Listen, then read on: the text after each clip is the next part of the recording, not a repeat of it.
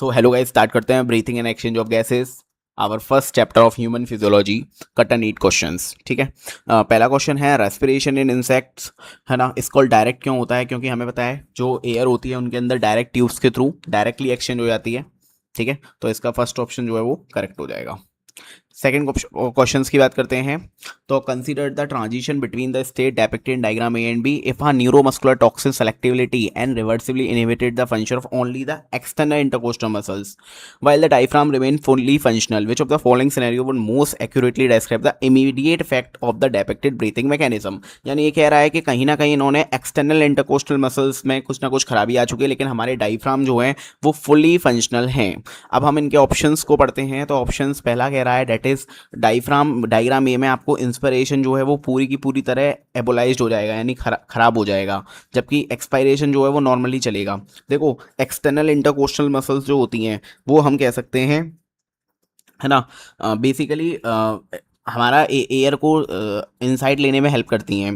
तो इसका आंसर कहीं ना कहीं ऑप्शन नंबर सी होगा, क्योंकि inspiration would still occur but with a reduce increase in thoracic. क्योंकि डायफ्राम अभी भी वर्क कर रहे हैं, तो डायफ्राम के वर्क करने की वजह से अभी भी जो इंट्रापल्मोनरी प्रेशर है वो हम कम कर सकते हैं, क्योंकि डायफ्राम कहीं ना कहीं जो है वो वॉल्यूम बढ़ा रहे होंगे। भले ही अभी आपका यहाँ पर मसल्स का उसको सपोर्ट नहीं कर रही, अगर मसल्स भी सपोर्ट कर रही होती तो काफ़ी अच्छा खासा वॉल्यूम बढ़ जाता, और जिसकी वजह से अच्छा खासा जो है वो इंस्पिरेशन होता। तो इसलिए अब इंस्पिरेशन की जो मात्रा है वो आपकी यहाँ पर घट जाएगी, है ना। नेक्स्ट क्वेश्चन आपका थर्ड है, रीड द फॉलोइंग स्टेटमेंट। हमें यहाँ पर बताना है इनमें से कौन सी स्टेटमेंट करेक्ट है। पहला है oxygen bind with haemoglobin in irreversible manner to form oxy haemoglobin, बिल्कुल गलत है। ऑक्सी हीमोग्लोबिन हमेशा रिवर्सिबल मैनर में करता है। आपको पता होगा कार्बोनिक एनहाइड्रेस इस रिएक्शन को कराता है, और 4 ml ऑफ CO2 डिलीवर्ड होती है पर 100 ml ऑफ डीऑक्सीजनेटेड ब्लड। ठीक है, ये बात बिल्कुल सही है। नेक्स्ट है the role of oxygen in regulation of respiratory rhythm is very significant. No, very significant नहीं आना चाहिए, ठीक है, ये आना चाहिए इनसिग्निफिकेंट, क्योंकि यहाँ पर ऑक्सीजन का रोल नहीं हो पाता। यहाँ पर हम CO2 और H+ के बेस पर वो डिटेक्शन जो है वो फील होता है, और उसके थ्रू जो चेंजेस हैं वो परफॉर्म होते हैं। नेक्स्ट है tissue condition favour oxygen release from oxy haemoglobin. देखो, हमने बोला टिश्यूज़ में क्या होता है, टिश्यूज़ में हमें पता है वहाँ पर ऑक्सीजन रिलीज होती है टिश्यूज़ की तरफ, तो ऑक्सीजन जो है वो तुरंत क्या कहते हैं HbO2 में से टूट जाती है, तो बिल्कुल सही है ये भी। और लास्ट है PO2 in alveoli is always considerable less then in the atmosphere. ठीक है, हाँ, एटमॉस्फेयर से तो हमेशा कमी रहती है, क्योंकि एटमॉस्फेयर में सबको पता है डेट इज़ 195 वैल्यू होती है ना। तो इसका स्टेटमेंट कौन सा हो जाएगा, है ना। तो सेकंड, फोर्थ एंड फिफ्थ, ठीक है, ये आपके करेक्ट हो जाएंगे। नेक्स्ट क्वेश्चन नंबर 4 की तरफ बढ़ते हैं। एक पर्सन है suffer puncture in his chest cavity in an accident without any damage to the lungs, it ultimate effect could B.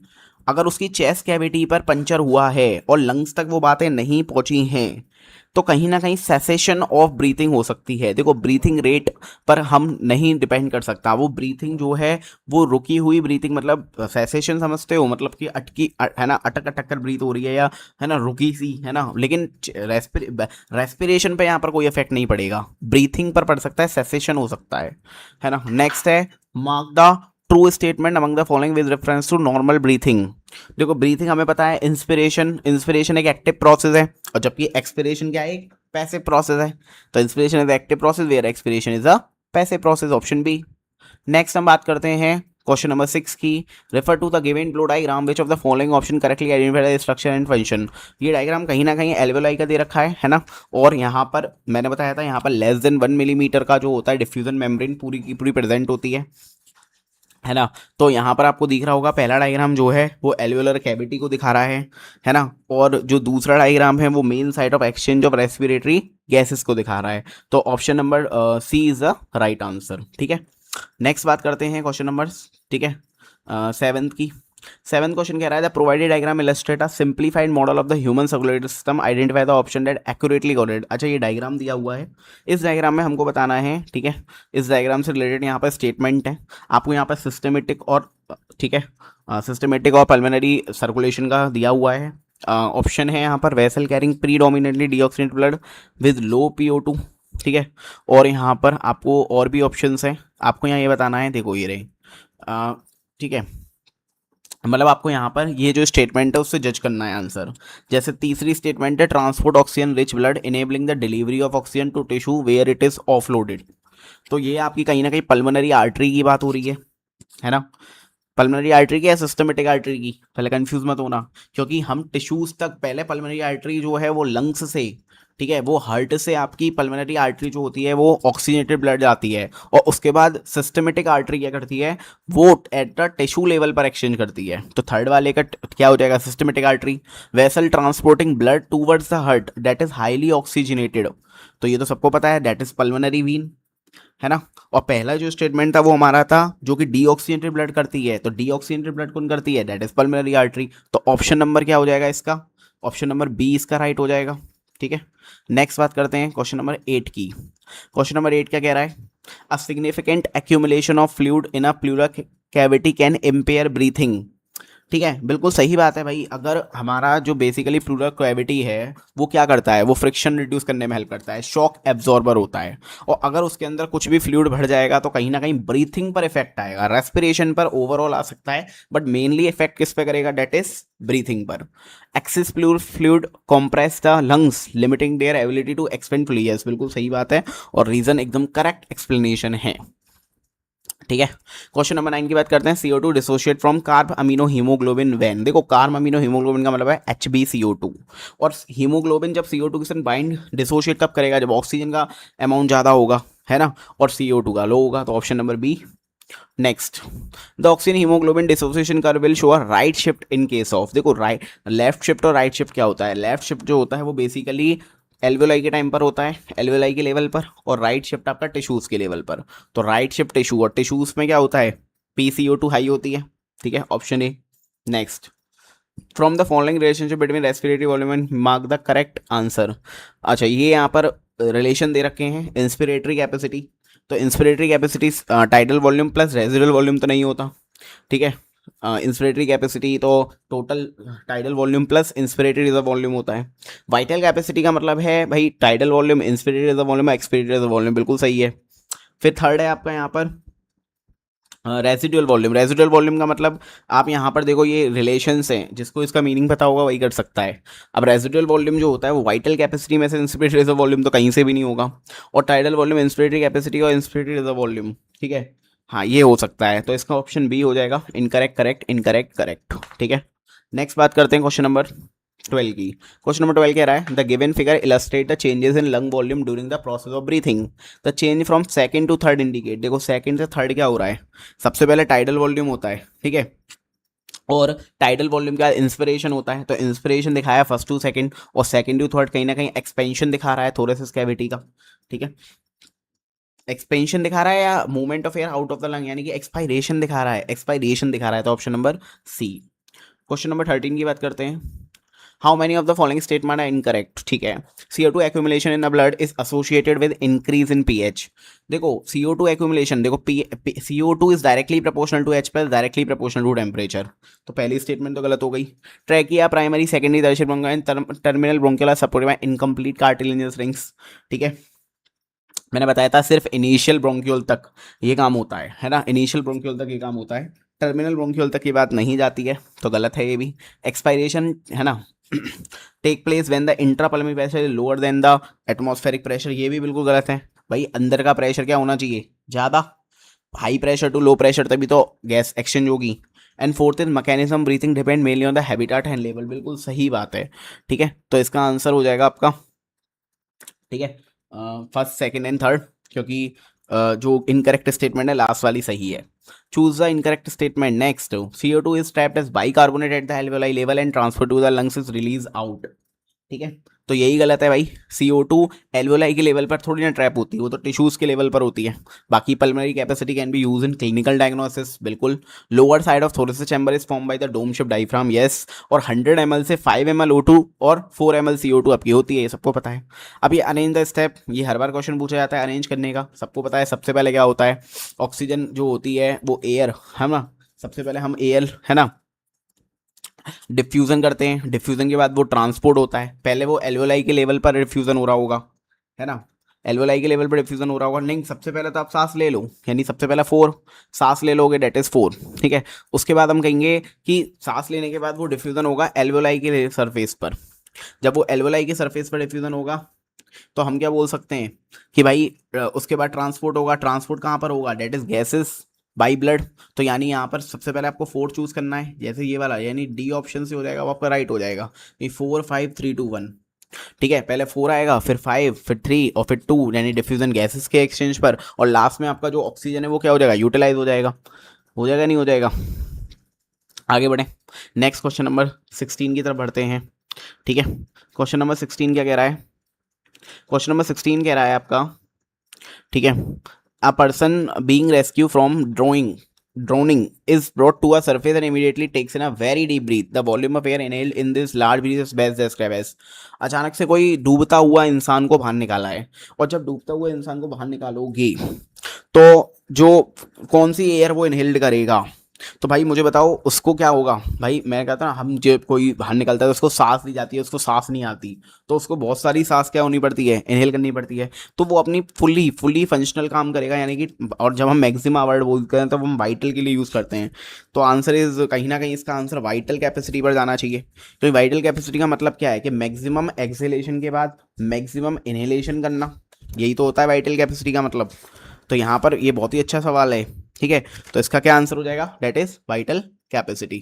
Next, question number 17, a terrestrial invertebrate inhabiting a very dry environment exhibit a significant reduce surface area to volume ratio as compare to aquatic, which of the following respiratory least efficient.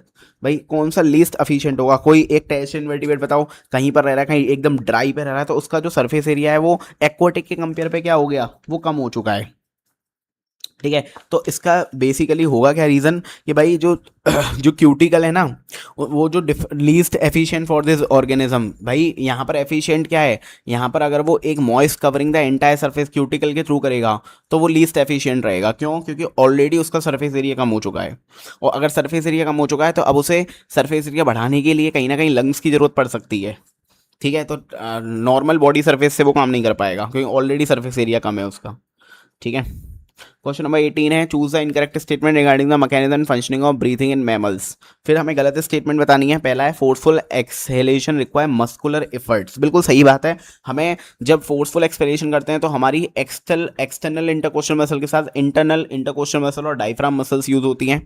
Mammalian ventilation refers relies on stabilising a pressure gradient when pulmonary pressure typically lower than. बिल्कुल, ये तो सबको पता है, अंदर का pressure कम और बाहर का प्रेशर ज़्यादा होगा तभी वेंटिलेशन होगा।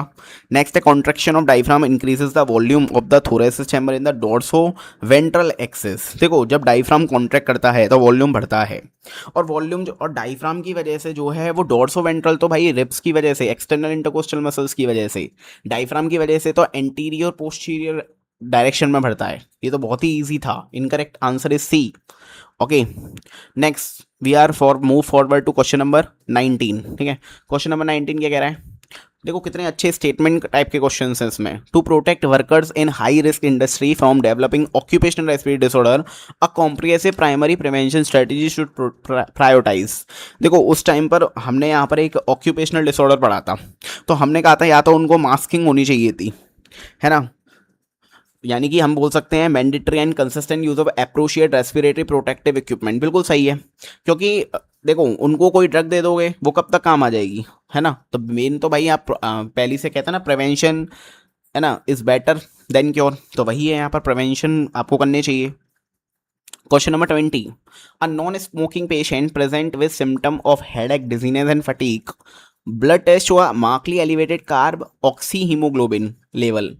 देखो वो स्मोक नहीं कर रहा तब भी उसको हेडेक डिजीनेस फटीग हो रहा है, यानी उसकी बॉडी में जो ब्लड है उसमें HbO2 यानी कि उसकी ऑक्सीजन सप्लाई जो है वो कम हो चुकी है, और कहीं ना कहीं हम यहाँ पे कह रहे हैं यहाँ CO की, कार्बन मोनोऑक्साइड की जो है वो सप्लाई बढ़ चुकी है ना। तो कहीं ना कहीं उसने कोई ना कोई फ्यूम्स जो है वो सूंघ ली होंगी कंबंशन की, क्योंकि उसके जब वो स्मोकिंग नहीं कर रहा और तब भी उसके अंदर क्या आ रहा है, डेट इज कार्बन मोनोऑक्साइड, तो कहीं ना कहीं तो इसका ऑप्शन डी ही है आंसर, ठीक है।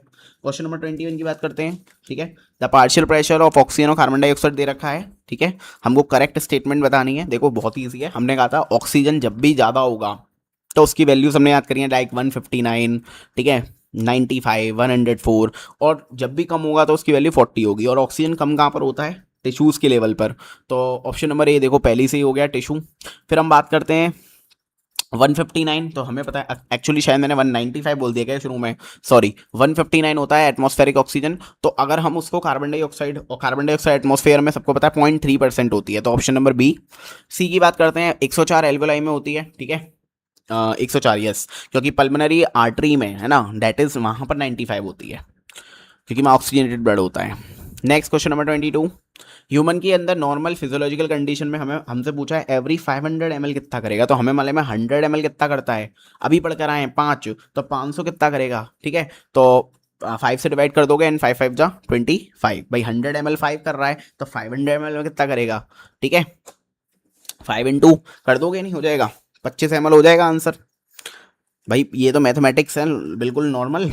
Next, yawning is initiated by irritation of the nasal mucosa. देखो ये आउट ऑफ एनसीईआरटी है वैसे तो, लेकिन थोड़ा बहुत आइडिया होना चाहिए, ठीक है। इसकी बात करेंगे, देखो योनिंग मतलब वो जो हम योनिंग करते हैं उसमें नेसल म्यूकोसा में तो कोई इरिटेशन नहीं होती, तो ये तो स्टेटमेंट गलत है। दूसरा है यहाँ पर एक्सपीरिटरी वॉल्यूम का फॉर्मूला बताया उन्होंने, एक्सपीरिटरी कैपेसिटी माइनस टाइडल वॉल्यूम, ठीक है। हाँ तो ये तो बिल्कुल करेक्ट है, क्योंकि आप फॉर्मूला लिखते हो, क्या लिखते हो आप, एक्सपीरिटरी कैपेसिटी क्या लिखते हो, tidal volume plus expiratory reserve volume, तो जब उसको इधर ले जाओगे तो माइनस का साइन आ जाएगा, ठीक है। Next question number 24, hypoxia is characterised by laboured and painful breathing. देखो यहाँ पर फिर थोड़ी बहुत बीमारियाँ आउट ऑफ सिलेबस है, बट थोड़ा बहुत आइडिया होना चाहिए। एक राइनेटाइज है involve, rhinitis involve inflammation of the mucous membrane of nose, ठीक है। तो यस देखो राइनेटीज आप पढ़ोगे तो वहाँ पर म्यूकस मेम्ब्रेन में ही गड़बड़ होती है, लेकिन हाइपोक्सिया के अंदर पेनफुल ब्रीथिंग तो नहीं बोल सकते, क्योंकि हाइपोक्सिया एक्चुअली केमिस्ट्री में भी दे रखा था, तो वहाँ पर है ना ब्रीथ करने में प्रॉब्लम होती है, इतनी पेनफुल नहीं होती जितना ये कह रहे हैं।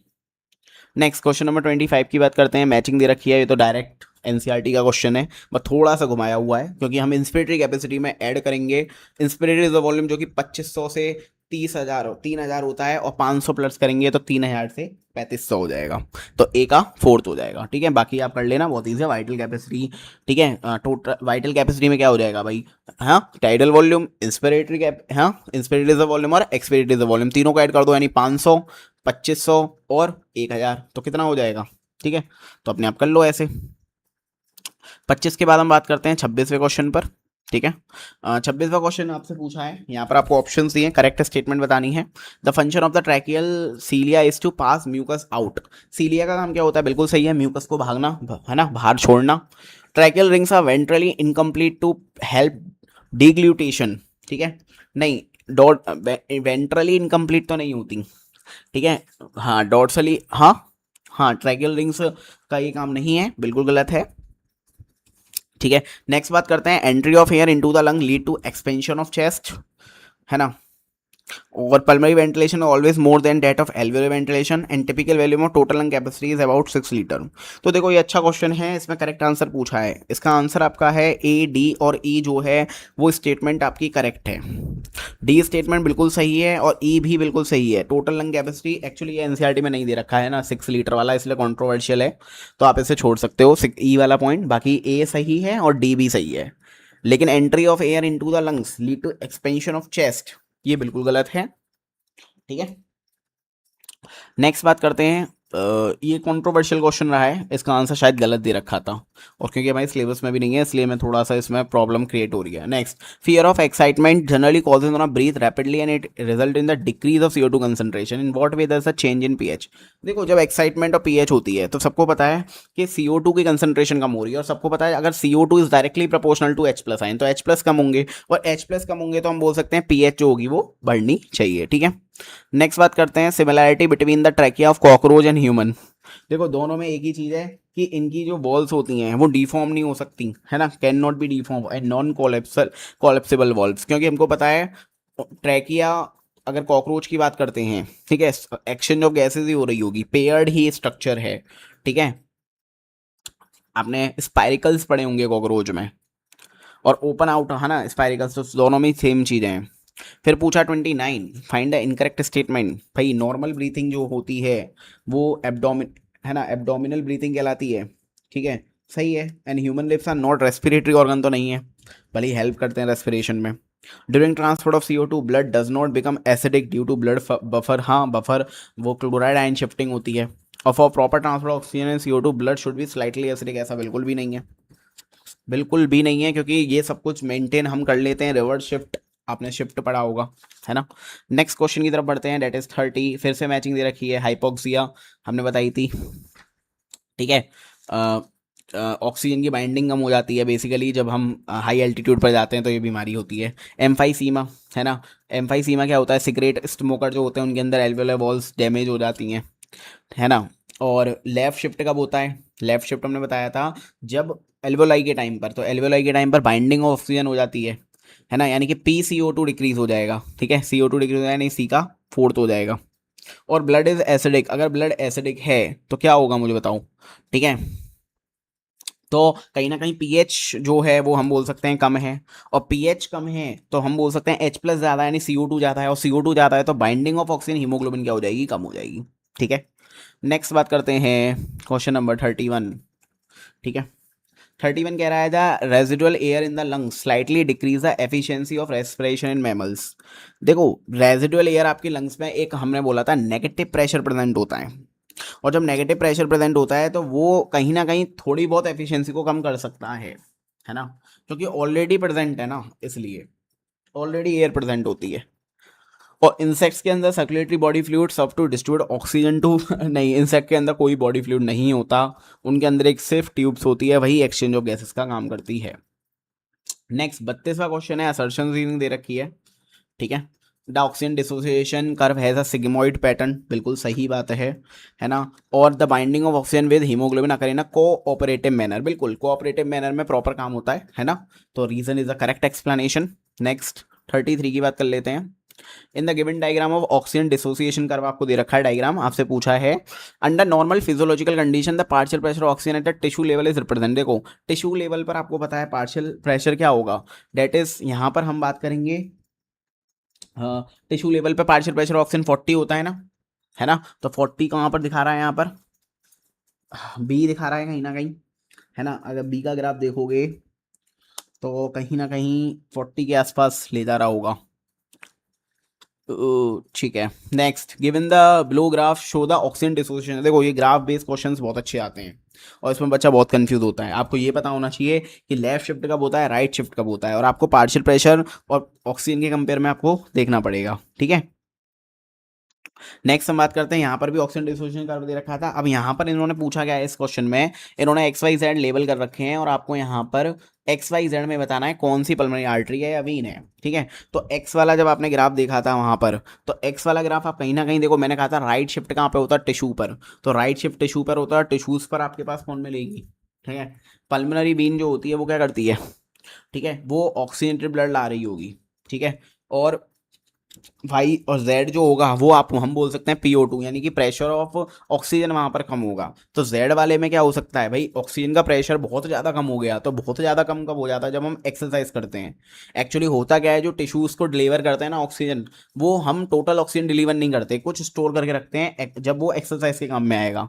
तो जो जेड वाला है ना वो यही बता रहा है कि जब सिस्टमेटिक वीन जो होती है ड्यूरिंग एक्सरसाइज के टाइम पर, ठीक है। और वाई वाला जो है वो मिडिल पॉइंट दे रखा है, ठीक है, उसको हम सिस्टमेटिक वीन, नॉर्मल वीन बोल सकते हैं। देखो सिस्टमेटिक वीन क्या है, जो ऑक्सीजन क्या कर रही होगी, ठीक है, टिश्यूज से, है ना। जो वीन्स क्या होती हैं, जो डीऑक्सीजनेटेड ब्लड लेती हैं, ठीक है। तो उनके अंदर डीऑक्सीजनेटेड ब्लड होगा, क्योंकि वो पूरा का पूरा नहीं देकर आते, तो पूरा का पूरा नहीं देके आते तो उनके अंदर ऑक्सीजन भी रिजर्व रहती है। देखो इसमें बच्चा डाउट कर सकता है, मैं कह रहा हूँ मैंने ऑक्सीजनेटेड ब्लड से टिश्यूज तक ले गए कितना, 5 ml 100 ml का।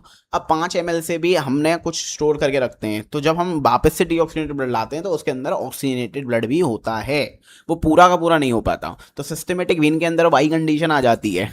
जेड कंडीशन बोलोगे तो मैंने अभी बोला जेड कंडीशन तो वो कंडीशन है जब बहुत ज़्यादा, ठीक है, हीमोग्लोबिन जो है वो टूटेगा, डिसोसिएट करेगा, ठीक है।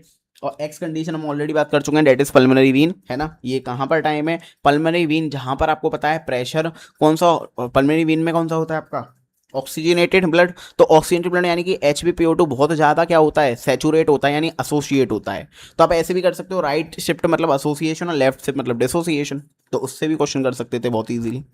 नेक्स्ट क्वेश्चन है ट्रू एंड फॉल्स, लैरिक्स एक कार्टिलेज बॉक्स है which help in sound production. Yes, mammal के अंदर पॉजिटिव ब्रीथिंग तो नहीं होती भाई, नेगेटिव ब्रीथिंग होती है, सबको पता है ना। और मैमल ईट और breathe at the same time, भाई हम ऐसा तो नहीं है भाई सांस ले रहे हो और खा नहीं कर सकते, और अगर खा रहे हैं तो सांस नहीं लेंगे तो फिर तो हो गया काम हमारा। इन case of carbon monoxide poisoning oxygen haemoglobin का शिफ्ट टू राइट शिफ्ट, देखो अभी बताया हमने कि राइट शिफ्ट कब होगा, राइट शिफ्ट का मतलब है कि जब ऑक्सी हीमोग्लोबिन का क्या होगा, डेट इज, ठीक है, एसोसिएशन नहीं होगा, है ना। तो वहां पर क्या होता है, वो टिश्यू लेवल की बात होती है, वहां पर डिसोसिएशन होता है HbO2 का। और अगर हम कह रहे हैं ऑलरेडी वहां पर कार्बन मोनोऑक्साइड प्रेजेंट है तो वो हीमोग्लोबिन से बाइंड कर जाएगी, तो यहाँ पर ऑक्सी हीमोग्लोबिन जो है उसका डिसोसिएशन होने लग जाएगा, वो एसोसिएट नहीं होगी, है ना। नेक्स्ट बात करते हैं, तो ट्रू फॉल्स का इसके statement B is the right answer. 35 के बाद 36 पर आते हैं। Individual who shifted from the plain to high altitude region Rohtang pass approximately 6 month ago, तो क्या होगा, तो देखो कोई भी लोग जो हाई हाई माउंटेन साइड पर जाते हैं तो उनके अंदर क्योंकि ऑक्सीजन सप्लाई कम हो जाती है तो उनकी बॉडी के अंदर आरबीसी काउंट बढ़ जाता है, ठीक है। तो आरबीसी काउंट इज इंक्रीज, जिसकी वजह से जो हीमोग्लोबिन शो उसकी जो एफिनिटी थी वो कम हो गई थी, तो ऑप्शन नंबर सी।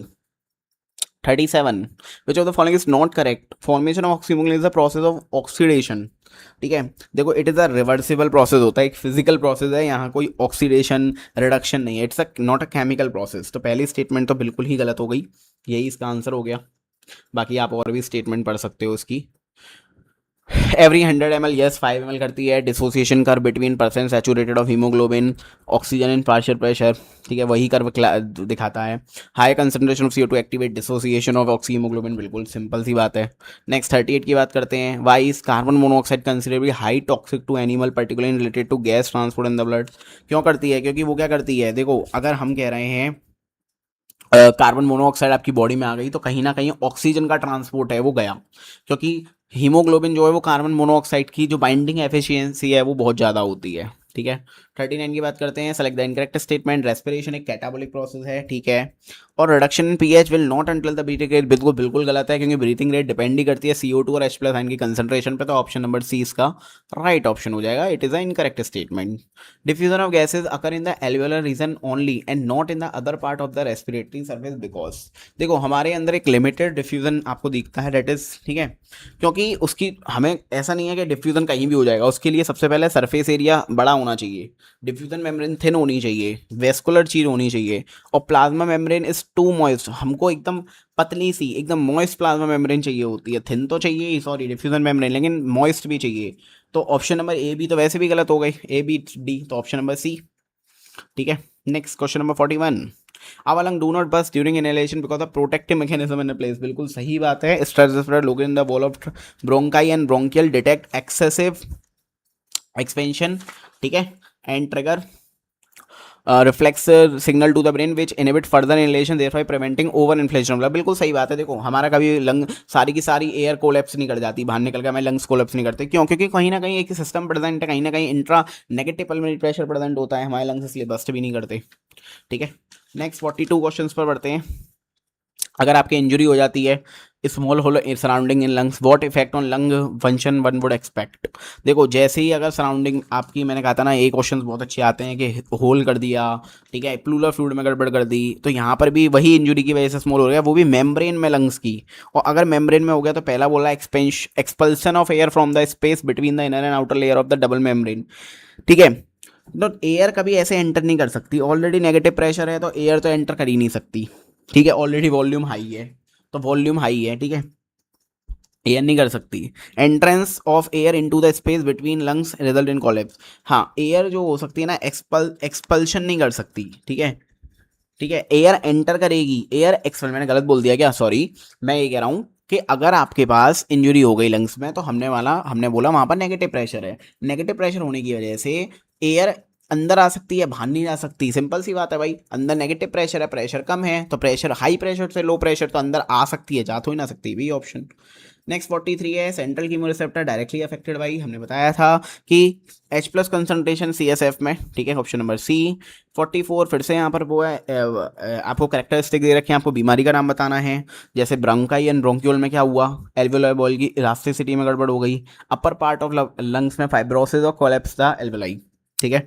तो इसका आंसर पहला वाला तो देखो ब्रोंकियाई और ब्रोंक्यूल्स में तो एम्फाइसीमा में गड़बड़ होती है, अस्थमा में आपकी एल्वेओलाई वॉल में गड़बड़ हो जाती है, एस्बेस्टोसिस और प्लूरोसी ये आपके सिलेबस में नहीं है, वैसे इसका आंसर आपका, ठीक है, थर्ड हो जाएगा C. Pneumatic centre in present in, ठीक है, सबको पता है पॉन्स में प्रेजेंट होता है, जो क्या करता है कहीं ना कहीं increasing breathing rate by decreasing the duration of inhalation and, ठीक है, एक्सहेलेशन, जल्दी जल्दी सांस लेना है, जल्दी जल्दी सांस छोड़ना है, तो ब्रीथिंग रेट बढ़ जाती है।